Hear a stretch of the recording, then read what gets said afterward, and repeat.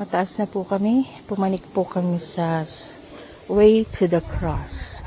And then, nakita na namin yung cross after mga 2 to 3 minutes ng pag-akyat.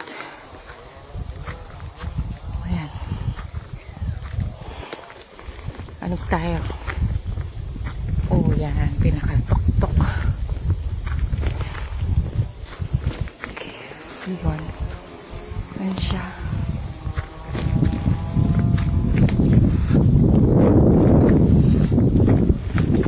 I did it.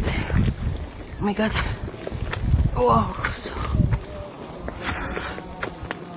There.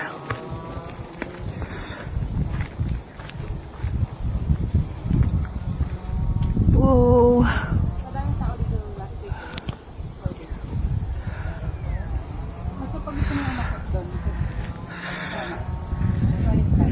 50 pesos. Ang ganda yun kasi kita mo yung lahat. Kita lahat. Oh, yan. Pero sa baba, makikita